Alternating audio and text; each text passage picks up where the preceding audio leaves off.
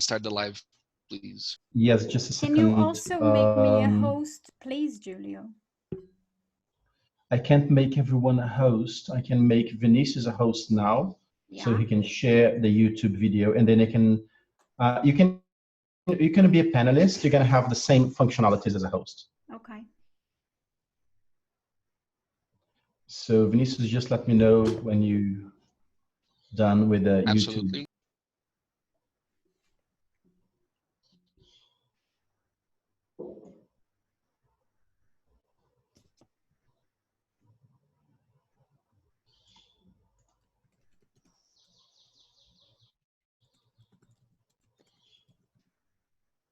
Someone is asking how to pronounce my name, Lakezis Braiki.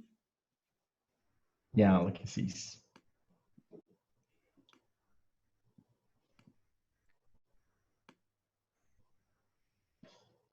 Just wait for Vinicius. Yeah.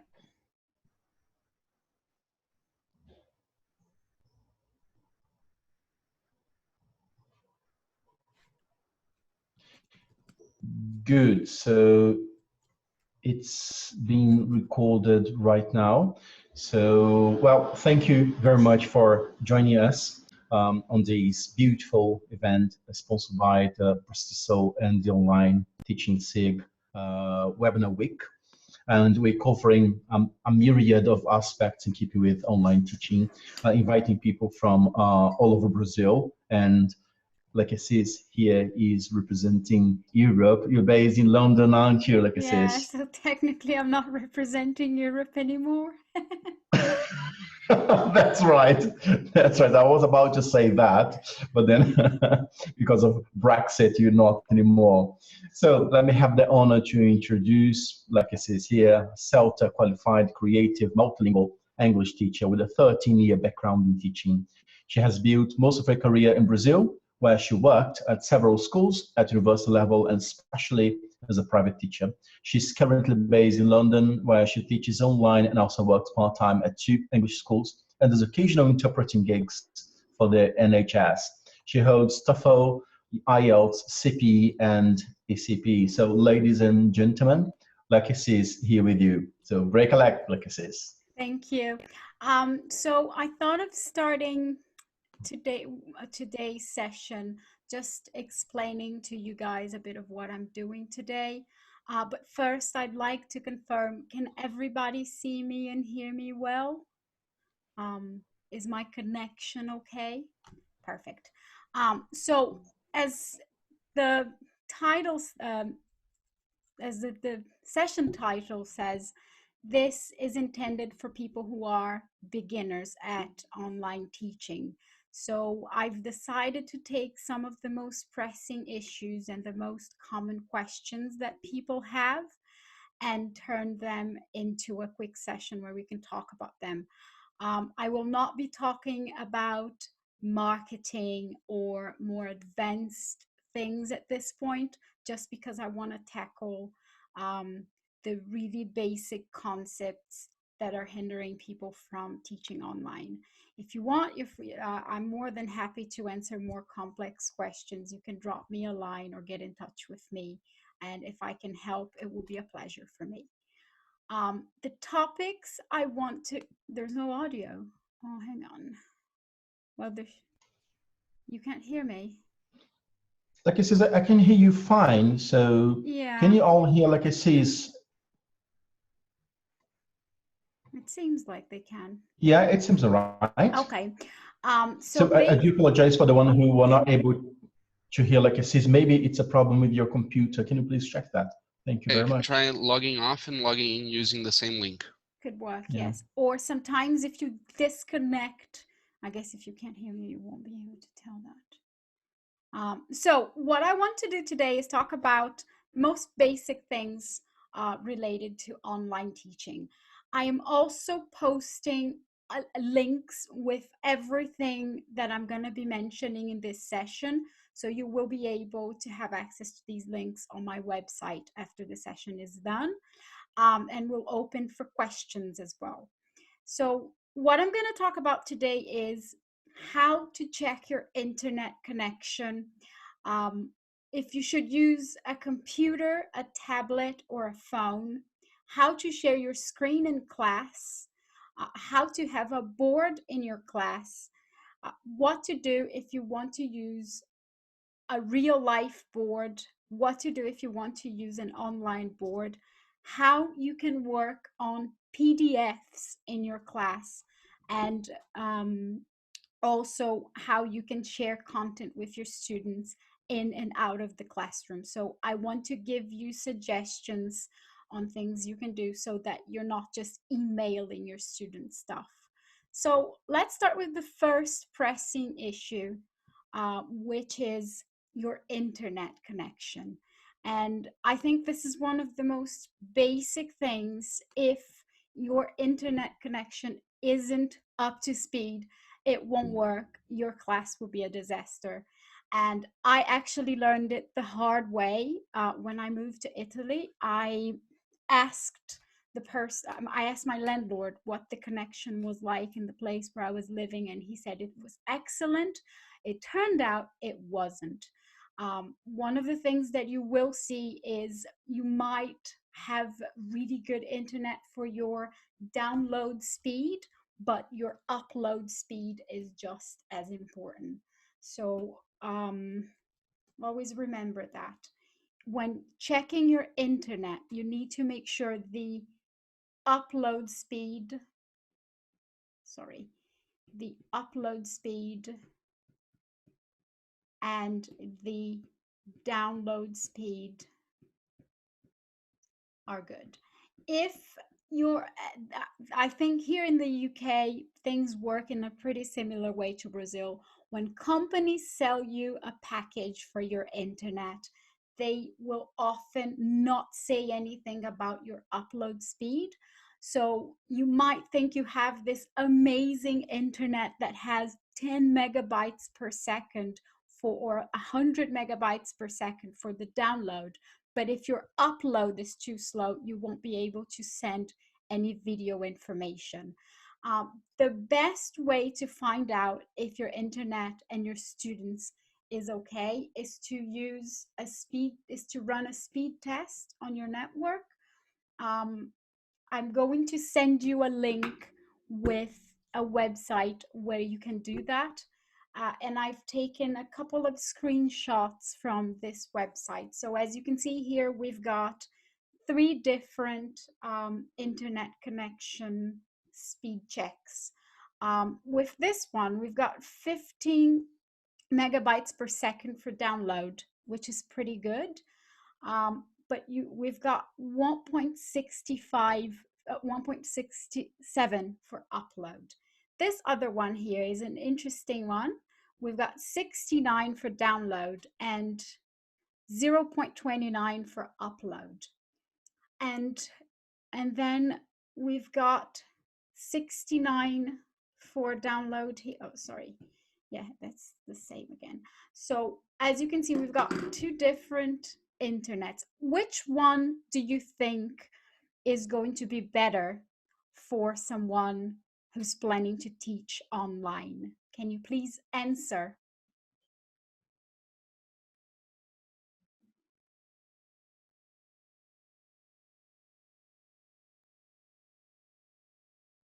Perfect. So most people are answering the first one. As you can see, even though the second example has 69.06% for download, so it means if I wanted to stream Netflix series, the second one is gonna be much faster because I'll be receiving information in my computer, but it will be very slow if I want to use it for video conferencing. One of the symptoms of slow upload speed is when you try to attach something from an email and it takes ages to complete. If that's happening with your internet, it is likely that your upload speed is low.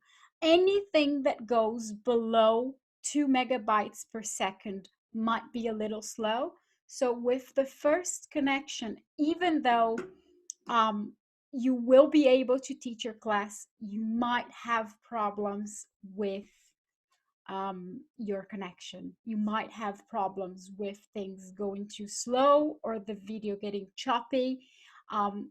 So be careful with that.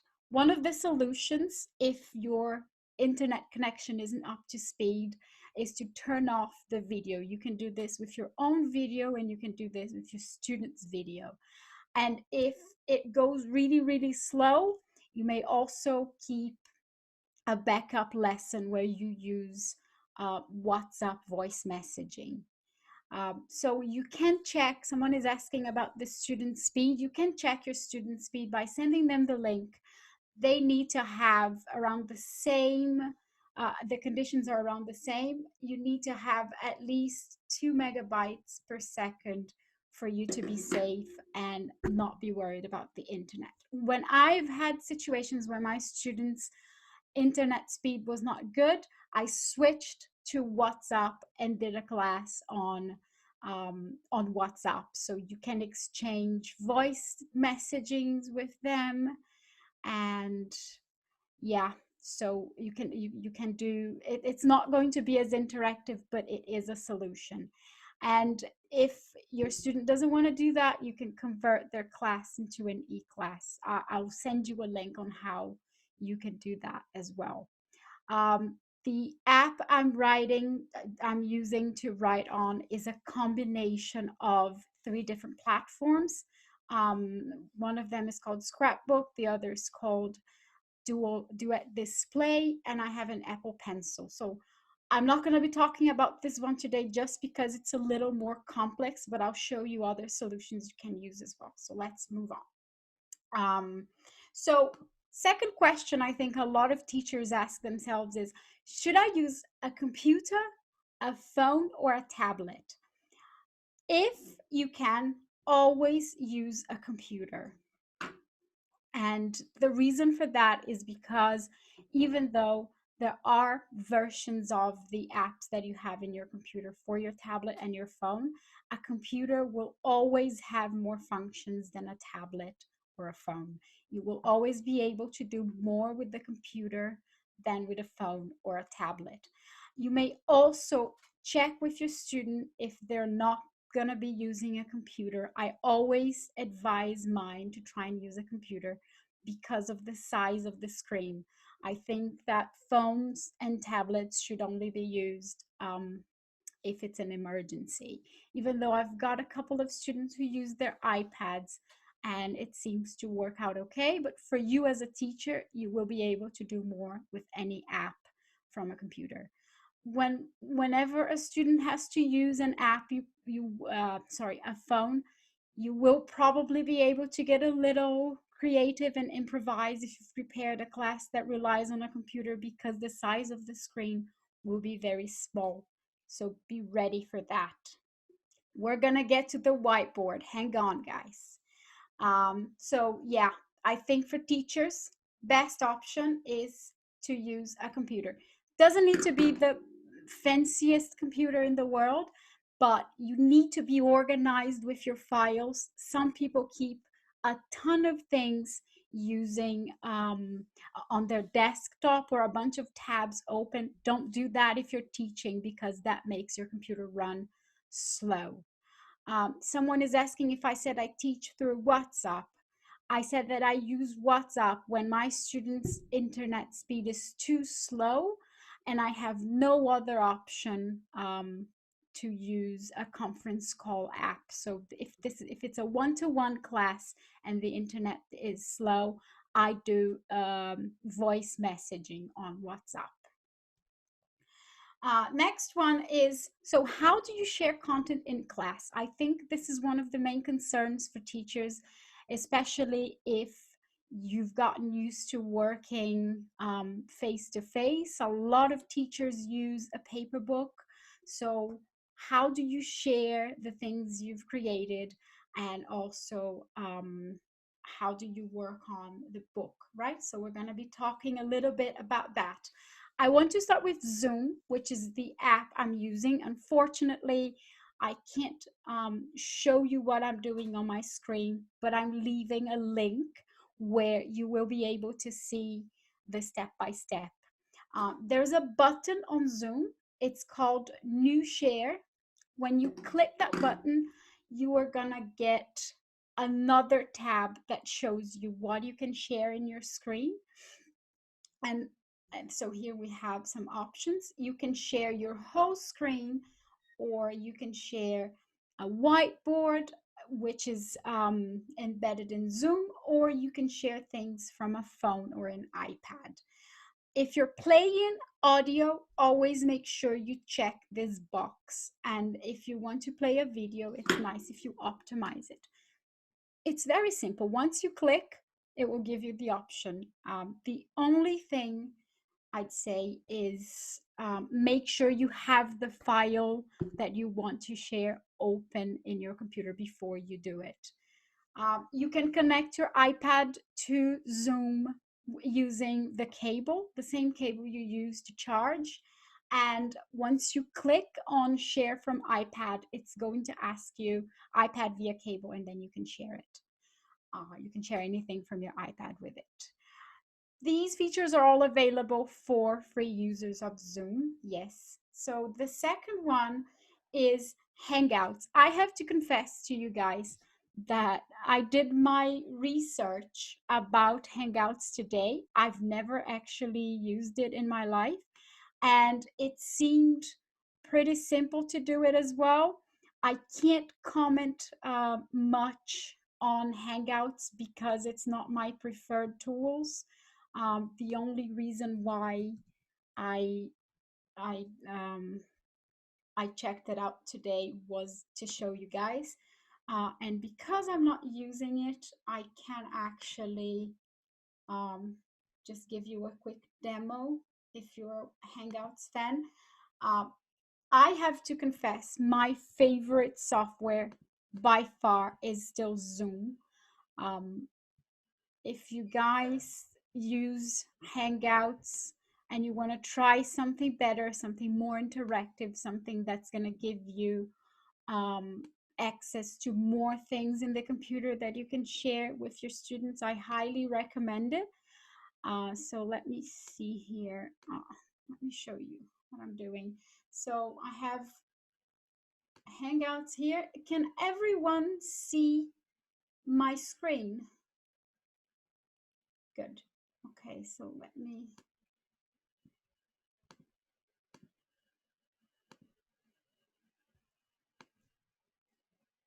So can everyone confirm that you're seeing the Hangout screen? 1 second. Lots of files in this computer.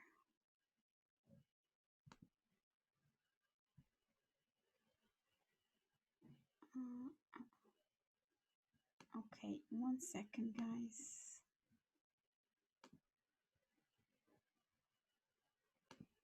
Chat. Okay, so if you want to share your screen on Hangouts, it seems like you start a new conversation. I don't know if this will work, because maybe it won't work because I'm already sharing my screen from a different app. Start a new chat. Then let's see. I don't think it's gonna let me do it because, let's see. Yes, so you go to options. No, I don't think it's letting me because, sorry guys, I won't be able to demo it for you, but I'm happy to make a video after class and share it with you guys. Someone is saying they don't agree, that they like Google Hangouts. As I said, we can all choose whatever works best for us. I'm not able to share it with you and show you guys now because I'm already sharing from my computer, but there's a button on top of Hangouts. It says share screen or share a button, and you can share your screen from Hangouts as well. I'm not sure how it works if you want to play audio or if you want to do more advanced things like pausing the shared screen and that kind of thing. But yeah, you can share your screen. And with Skype, there is a button that again says sharing. I'll send you a link and you will be able to see it. Now, when choosing between these three tools, I have to say again, I have never used Hangouts, so I wouldn't be able to comment. I prefer Zoom to Skype because I think Zoom requires less of your bandwidth. So even if your internet's not that great, it's more stable. And it works better if you're playing things like audio and video. It allows you to freeze the shared screen and you get the option of sharing your iPad. So yeah. Now, moving on to the next topic, which is how to have a board.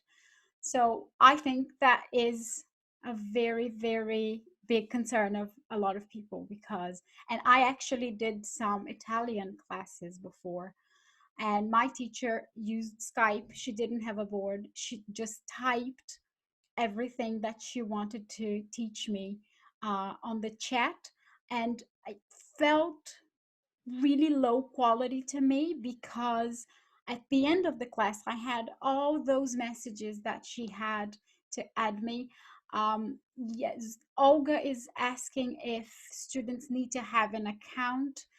Yes, you need to have an account. You can sign up using your Facebook, or you can add an email, but yeah, you do need to create an account. And so how can you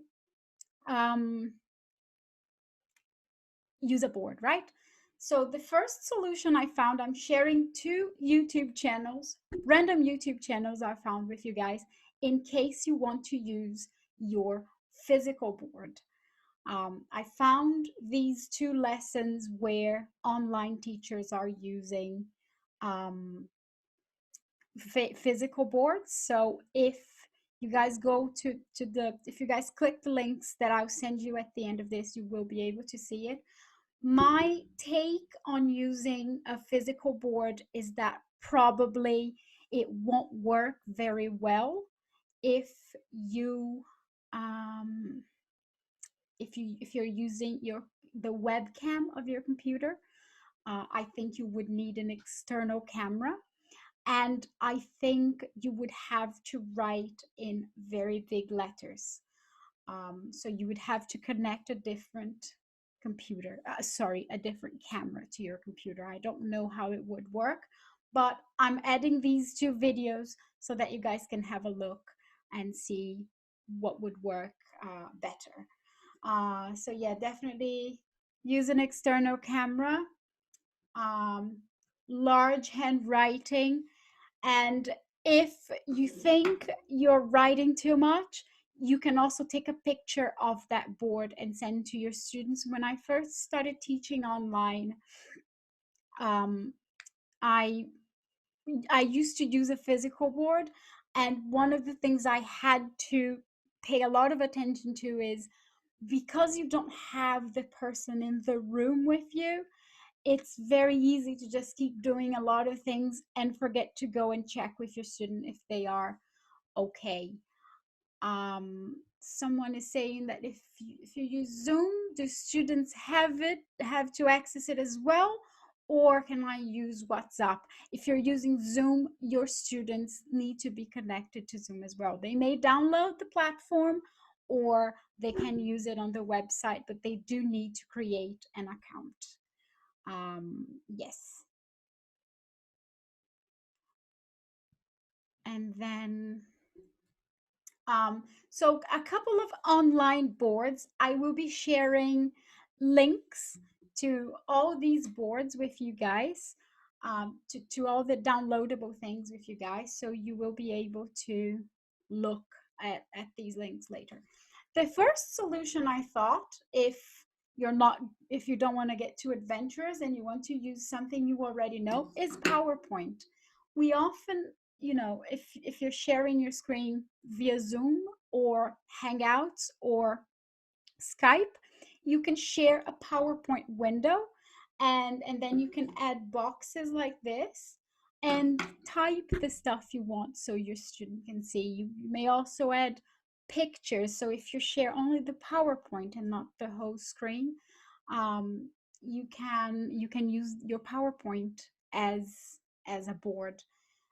It would work just fine. Yeah, so the easiest way to do it with something you probably already know is use PowerPoint. Um, just don't have it on presentation mode because then you won't be able to type anything in it. The second solution is an e-board solution called Active Inspire. Lots of the best schools in Brazil use this for their Promethean boards. Active Inspire allows you to create pages for the things that you're doing. You may also erase things, and you can highlight, you can, you know, add pictures, there's animation, you can add audio. It works really well. You can download it. I'm going to send to you the link to you guys so you can have a look. It's very, very good. If you're combining it with an iPad, you can actually have a real e-board online. And then Zoom has an e-board feature. What? I mean, I'm not a huge fan of Zoom's e-board. Let me show you guys. So this is Zoom's board. Um, I'm using an Apple Pencil, right? So this is what my handwriting looks like on it. It doesn't pick up the signal from your stylus very well, and I think it's just not very good. It's, if you have nothing else you can use this board, but it's not my favorite. You may also type stuff like you're typing here, and just add the usual solutions. But again, not my favorite tool. I would only use it if I didn't really have another option. Let's see, moving on. Okay, yeah. And again, if you want to share Zoom, all you need to do is click on share. If you want to share Zoom's whiteboard, all you need to do is click on whiteboard, and it will give you a whiteboard. Your student will see it. They can also write on it. And yeah, so I think of all these solutions, the best would be Active Inspire, even though I don't like the purple. I can, yes, I can show you Active Inspire. Let's see. So,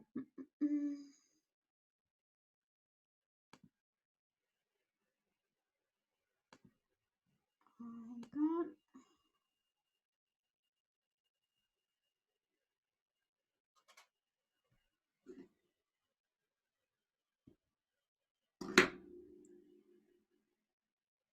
One second, I'm opening it.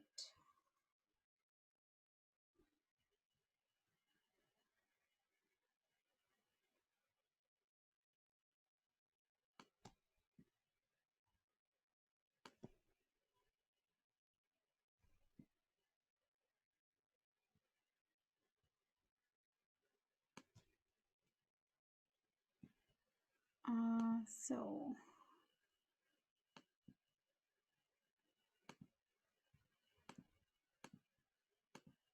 okay, so when you open Active Inspire, this is what you get. Do students write on the board if you allow them to? As I said, I can't comment on Hangouts or Skype. Your students can write on your board using Zoom. There's a tool called Annotate. Your students will see it under View Options, Annotate. They can write on your board, but they won't actually be writing on your board. They will be writing on your screen. So if you want to save those notes, you have to select Save or sorry, take a screenshot. But yes, other than that, no, with Active Inspire and Zoom, I don't think your student can write on your board remotely. If I'm wrong, please tell me, Carla said that her handwriting is terrible. This is why I like typing instead of writing. It does make it more organized, yes.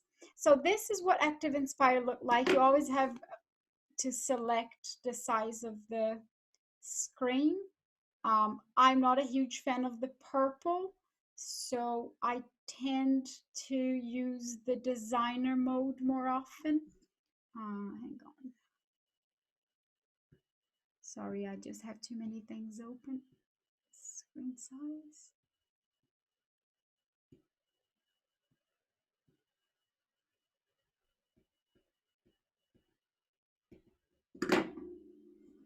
Okay, so this is what Active Inspire looks like.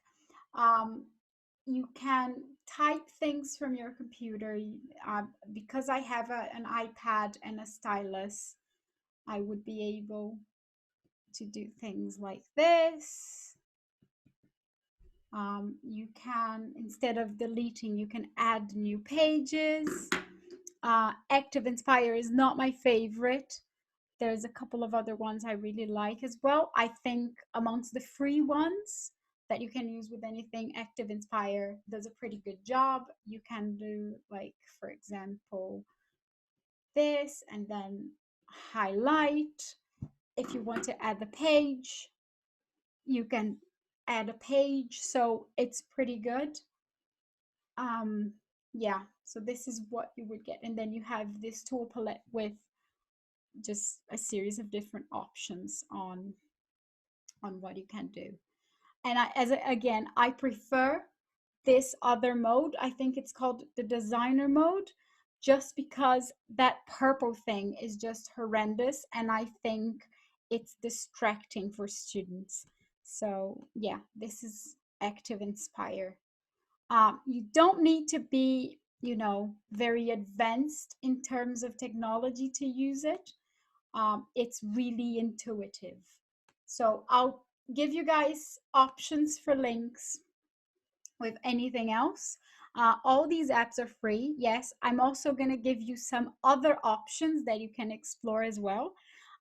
It will all be on the link I sent you guys at the end. Perfect. So moving on, what do we do about hard copies? I know many of you probably use paper books, and I also imagine a lot of you have worksheets and that kind of thing. So how do you go about using them in your online classes? So let's start with hard copies, right? Which I think is a big problem. Let me give you just an example.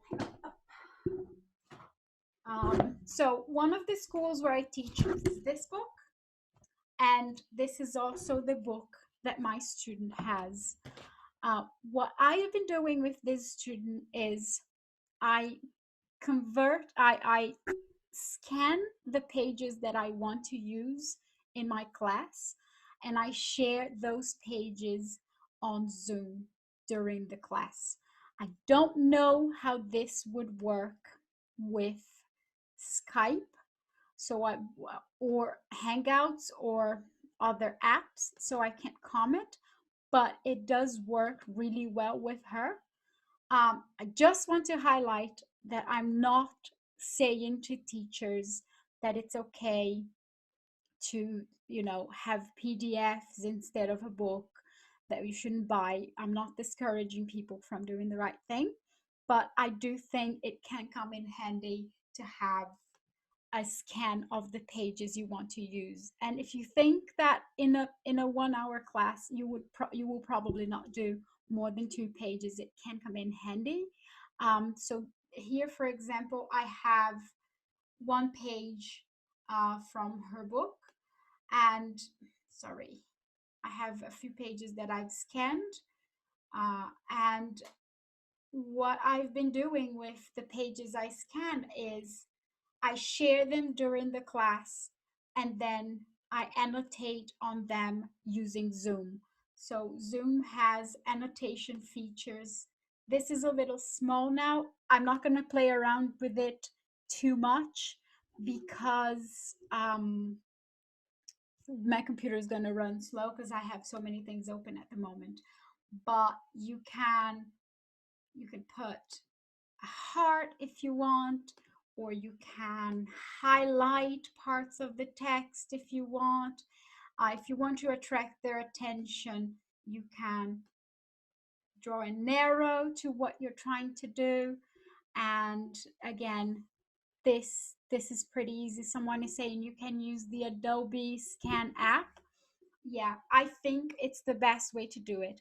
I have tried to teach an online class where I showed what page I wanted my student to work on. It didn't work. They will get lost.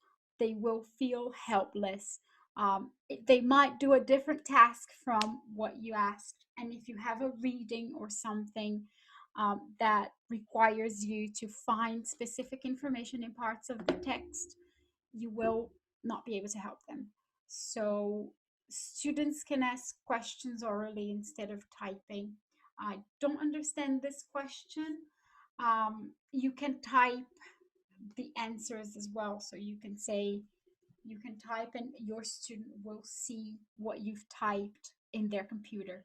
Again, what you need to remember is that you're not writing on this PDF. You are writing on the computer screen. So if you close that shared screen, you won't be able to see anything anymore. And I think this is a very good way to handle the problem of having a paper book. One of the things I do with my students who are keeping a paper notebook is have them take a picture and send me on WhatsApp. If you work for a school and you don't want to share your WhatsApp contact with your student, you can ask them to send you an email. And once they send the picture of their notebook, I'm able to give them feedback on the work they've done. You can also do this with the books that you're using in class. So you can have them send you a photo of the part of the book that you're using, and yeah, they will do that for you. Someone's giving really good advice here. Depending on the book you use, you may talk to the publisher and see if they have the ebook version for you. Oxford has the Oxford Bookshelf. Speak Out and big publishers have online platforms on CD-ROMs that can make that class really interactive instead of scanning. Yes, that's true. If you're willing to buy the book, if you're willing to buy the CD-ROM and install it in your computer, you can do that as well. I wasn't giving the CD-ROM by the school where I teach, and so I didn't really buy it.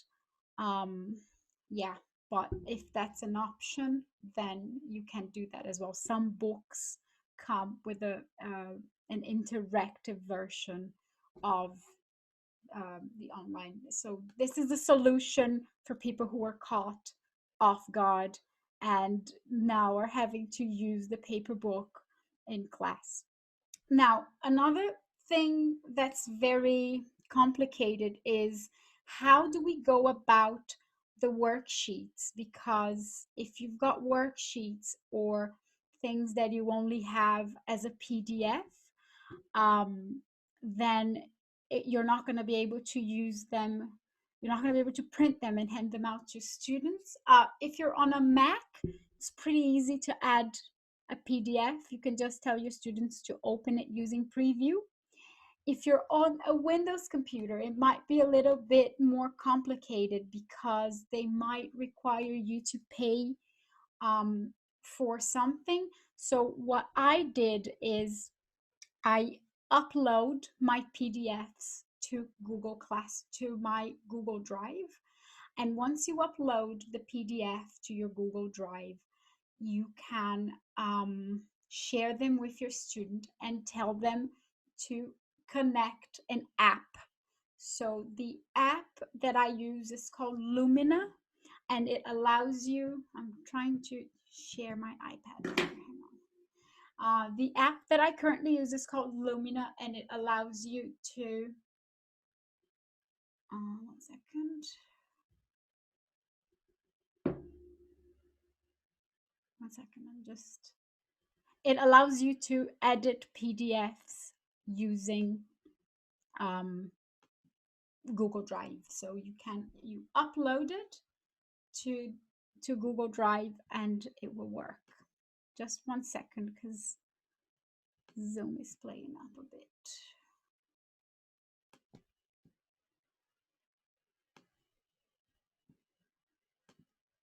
I'm just gonna try to share my iPad with you guys.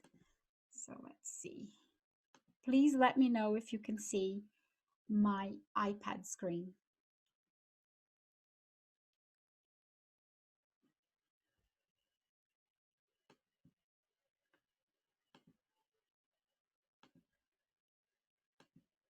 Yeah? No? Oh, sorry. Hang on.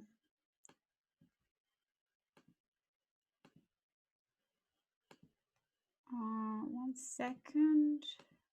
Yeah, I believe now you can. Okay, so what you're looking at is my iPad screen. I have an iPad Pro. The only reason why I chose the Pro over the other versions is because of the size.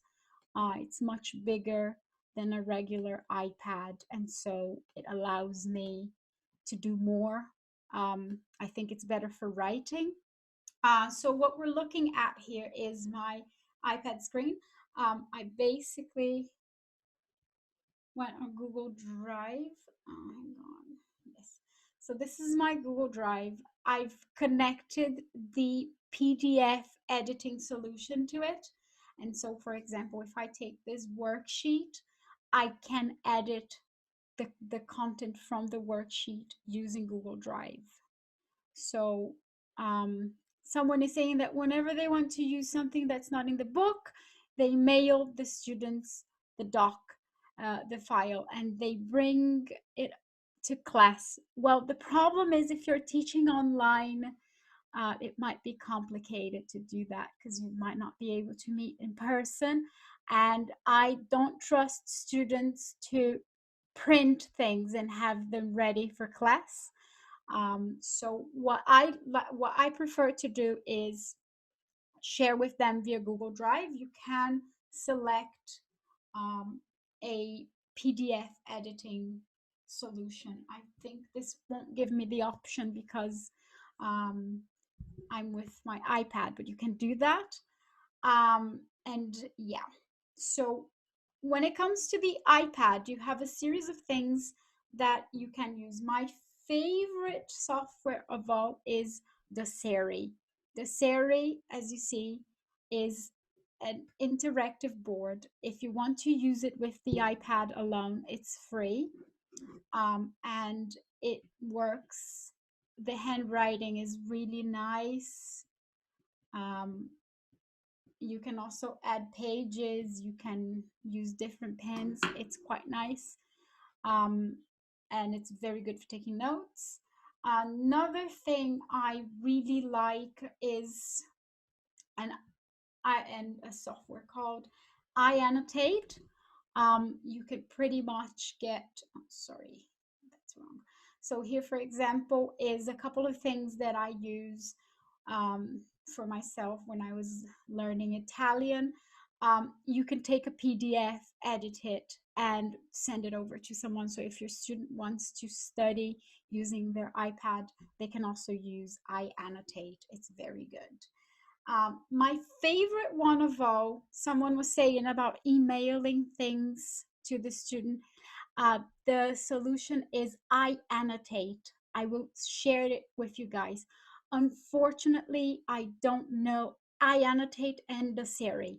Unfortunately, I don't know anything about Android because I use a Mac, so I wouldn't know. So someone was saying that they share content that they want students to use via email. I personally don't like that because I think we already receive so many emails nowadays that it's just very easy to either delete stuff or just not find it. So what I do is I share everything that I use in class and all the content that I create via Google Classroom. What you're looking here is a sample classroom. You can create different posts for every class. So in this one, for example, I'm sharing the worksheet. If students do homework, they may send it to you via the classroom. You can mark their homework and give out tests. You can also assign a day and time when you want that to be delivered, and it's very easy for students to keep up with the work. So you can separate everything per topic. You can add PDFs, links. So it's very, very nice.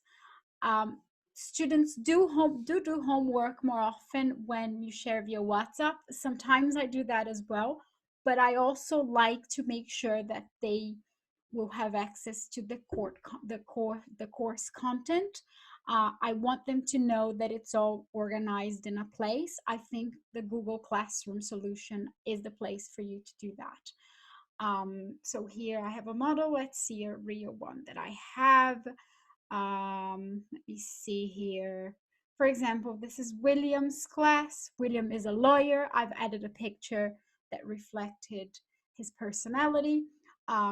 He likes to do a lot of writing. He wants to take the TOEFL, so he does the writing himself and pretty much sends it over to me. So it's really nice. They can download this app and on their phones or their computers, and they can also use it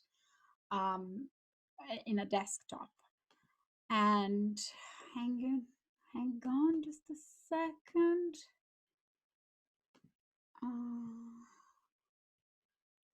One second, because I have lost the presentation that I was gonna use. So yeah, I definitely recommend Google Classroom if you want to share content instead of sending things via email. Yes, this is what I want. Let me, one second, because I'm switching.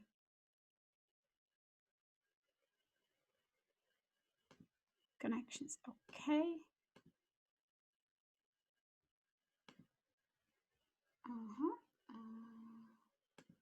Yeah, so we talked about hard copies, just to see if I've mentioned everything. Editing PDFs. Yeah, so I think that's pretty much it. I think, checking your Wi-Fi connection, figuring out how you can share the content you've created, sharing things with students during and after class. If you're able to do these things, you're gonna be fine. And yeah, the app is called Lumina. I will send a link so you can connect it to Google Drive.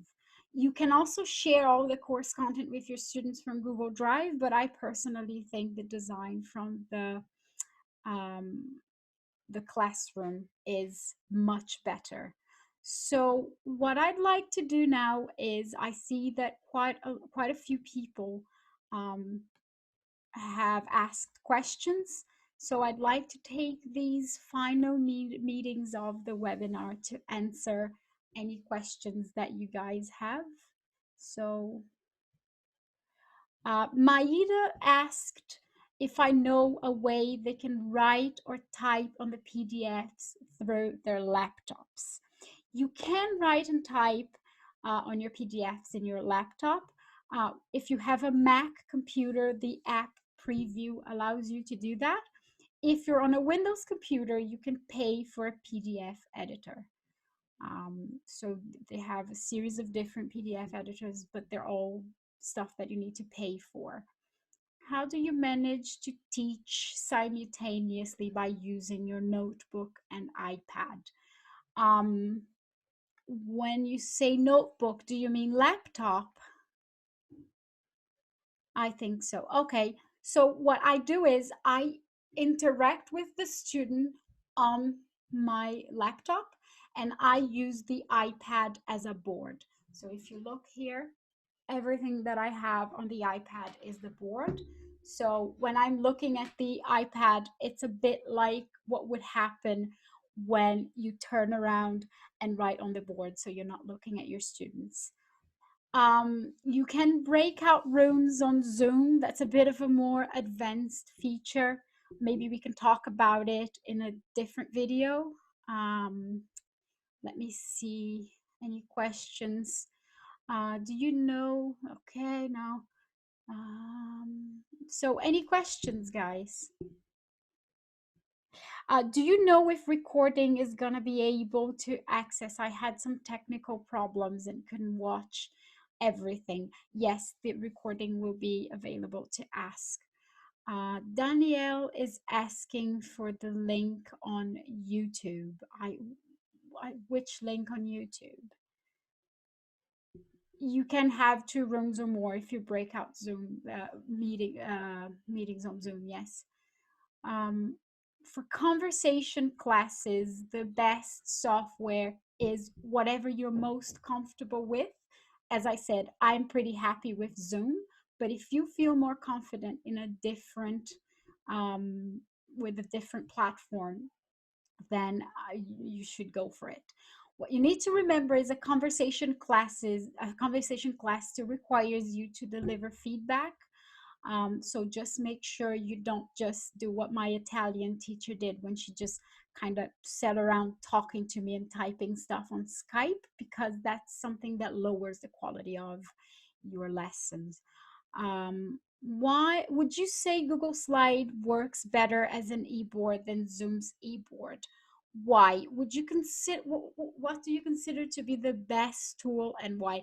I do not think Google Slides is better as an e-board than Zoom's e-board, because I think Google Drive is a bit like Word documents or pages, in the sense that you don't really have an option to organize things in a visually nice way. I wouldn't say it's better. That's not what Google Slides is for. So no, I wouldn't say. I think that the best solutions are the Siri, as I said. What is the other one called? Active Inspire is very good as well, but no. Yeah, and what else? Let's see another question here.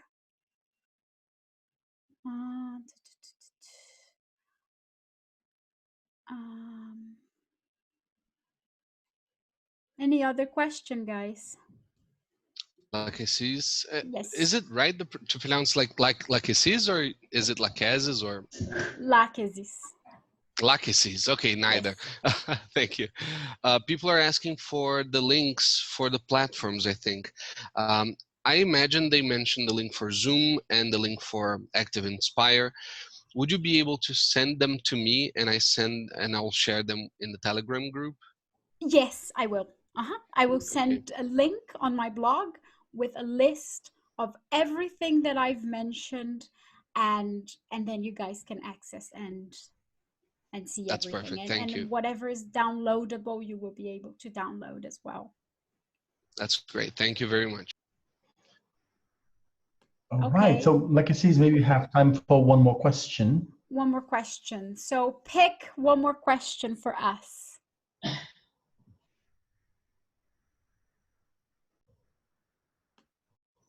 There's this question by Ricardo here. When you teach a group, how many students do you recommend in an online class?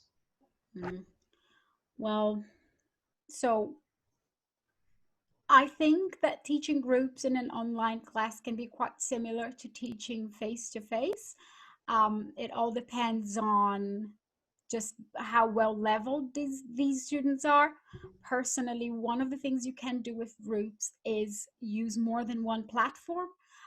You can break out rooms, but you can also use, for example, WhatsApp and have students interact on WhatsApp while also interacting on Zoom, so that they can do pair work and you can monitor them. I think that it would be similar numbers. I wouldn't be able to comment without knowing the students' levels and specific needs and everything like that. All right. Okay. So, well, I think this is the end of this session. Like I said, that was beautiful. So thank you very You're much for welcome. sharing so much knowledge with all of us. And this is just a quick reminder that we're going to be back tomorrow with Cecilia Sorry, no, Aubrey. sorry. There's Oh, still I've got. another webinar. Yeah, there's There's another one today by webinar Denilson. at 3 o'clock Brasilia time by Denilson de Lima. I'll be sending the reminders too on the Telegram group and WhatsApp group. And Julio, please move on. Yeah, because Denilson is not by the online teaching SIG. Perfect. So I was just talking about the ones from the online teaching SIG. So we have the amazing Cecilia Aubrey tomorrow at 2 p.m. She's going to share with all of us 5 online tools that will boost your classes. And at 6 p.m., you're going to have Ana Carolina Martins. She's going to share, she's going to have a session on online teaching tools to make your life easier. So unmissable sessions. And I'll be with you tomorrow at 2 p.m. starting with Cecilia. Vinicius, do you have any final messages?